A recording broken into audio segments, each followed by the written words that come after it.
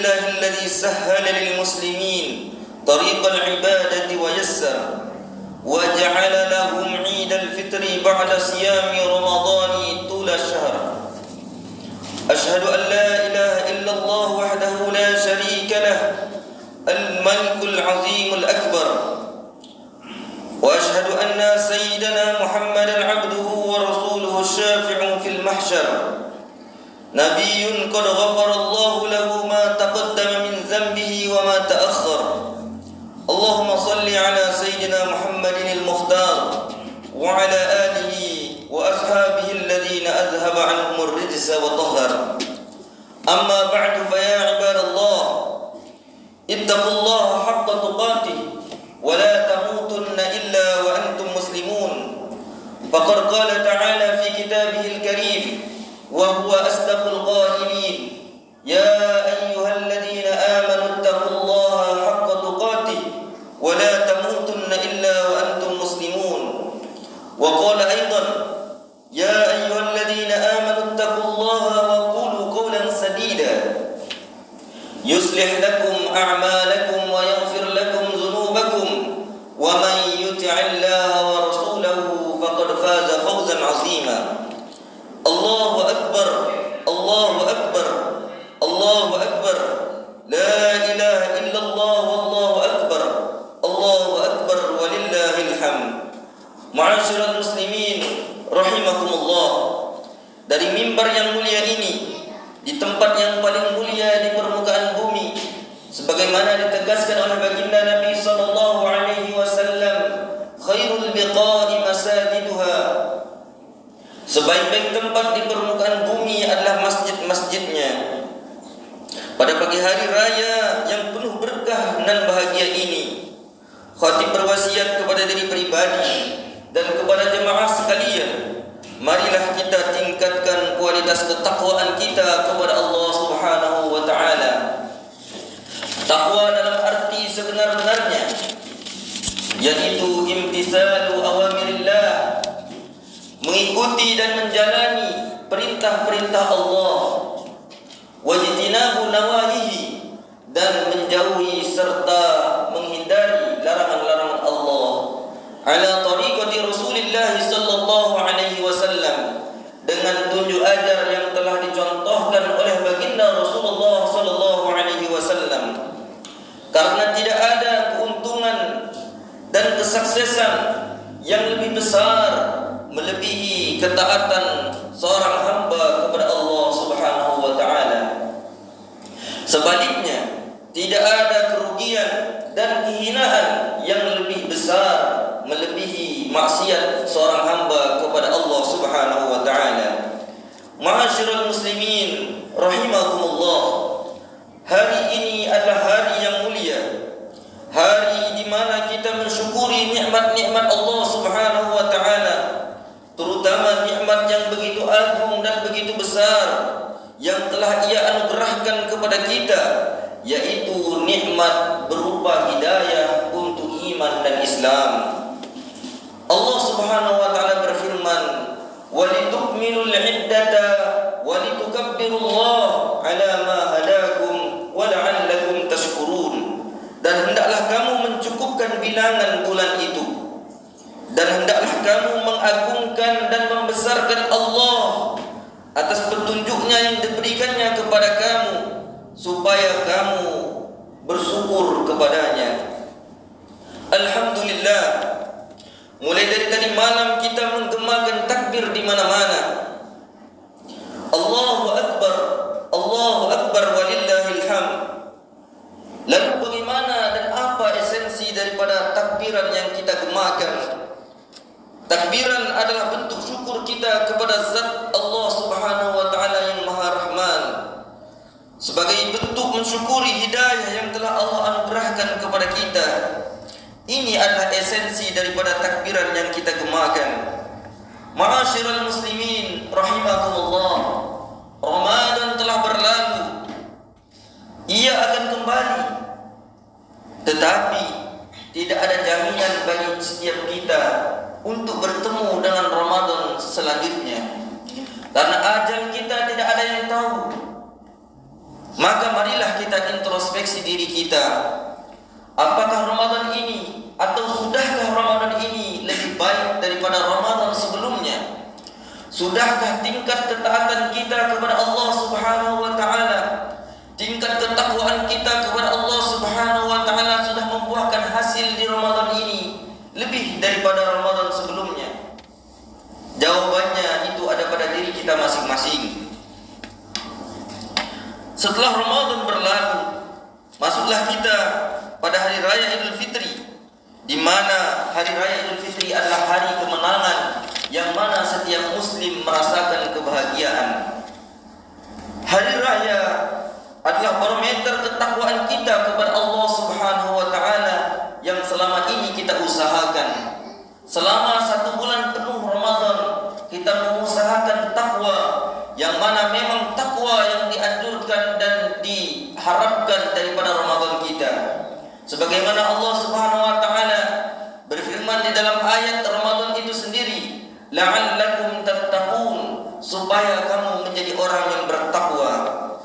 Maka para ulama mengatakan, laisal 'id liman labisal jadid, innamal 'id liman ta'atuhu tazid. Bukanlah dinamakan hari raya bagi orang yang memakai pakaian baru, akan tetapi hari raya sejatinya adalah bagi orang yang ketaatannya bertambah. Walaisal 'id liman tajammala bil libas wal markub, innamal 'id liman ghufirat lahu dzunub. Dan bukan pula dinamakan hari raya bagi orang yang bersoleh, berhias dan bergaya dengan pakaian dan kendaraan, akan tetapi sejatinya hari raya adalah bagi orang yang dosa-dosanya telah diampuni. Ma'asyiral muslimin rahimakumullah, 1 bulan penuh kita diajarkan oleh Ramadan untuk mensyukuri nikmat-nikmat Allah yang dapat kita aplikasikan dengan menjalankan ibadah puasa. Karena pada hakikatnya penunaian ibadah ialah bentuk syukur tertinggi seorang hamba kepada penciptanya. Sebagaimana konsep Al-Imam Al-Ghazali rahimahullahu ta'ala terkait syukur itu sendiri, yaitu mensyukuri nikmat Allah antara lain dengan lisan, yakni mengucapkan alhamdulillah wa syukrulillah.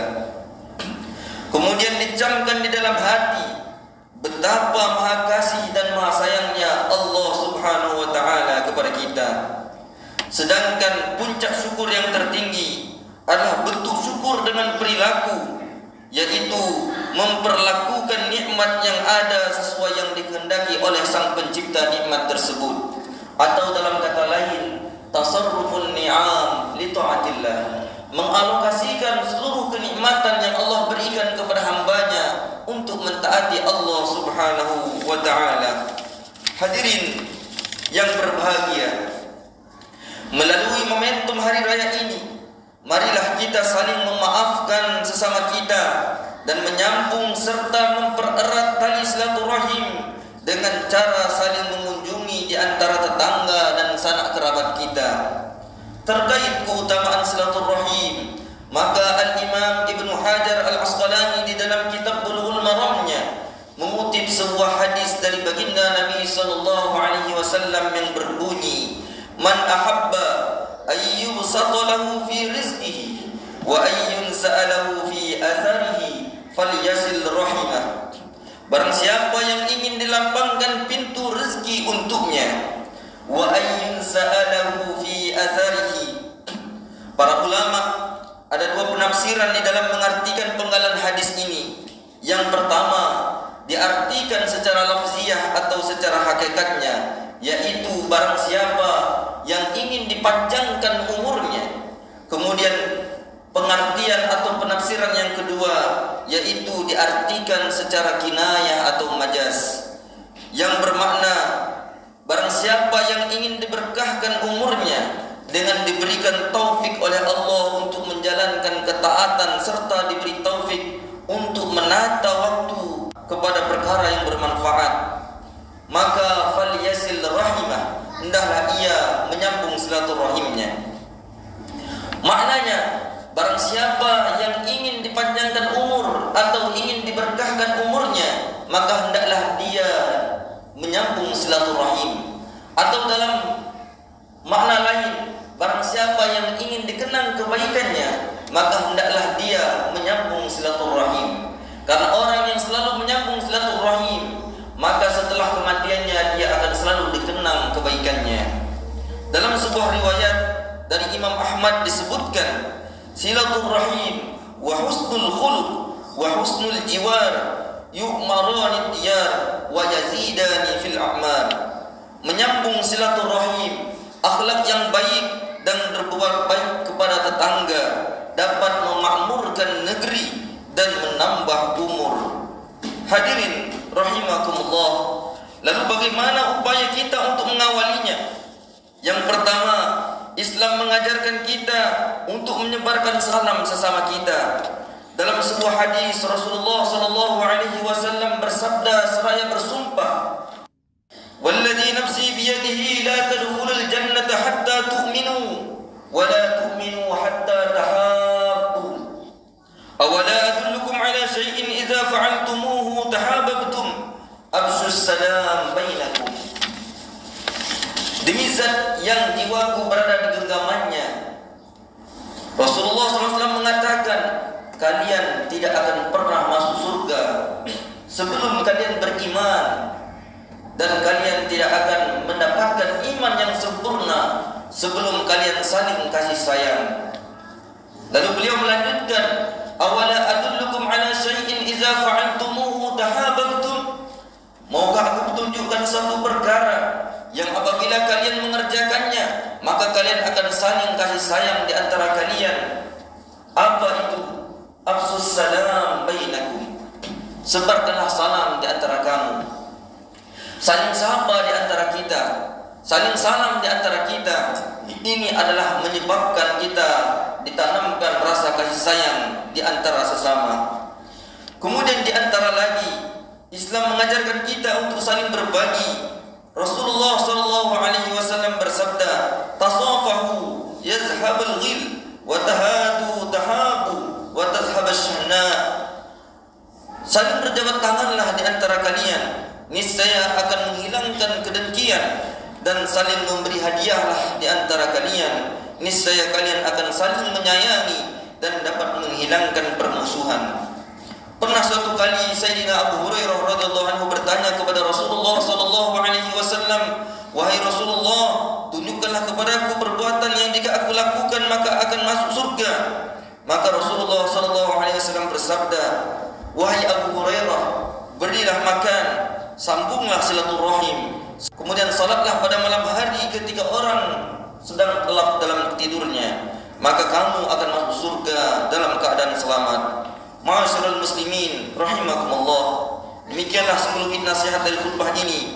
Semoga Allah Subhanahu wa taala memberikan taufik kepada kita untuk dapat menerapkannya di dalam kehidupan kita bersama. Aqulu qouli hadza wa astaghfirullahal azim li wa lakum wa lisairil muslimin fastaghfiruhu innahu huwal ghafurur rahim.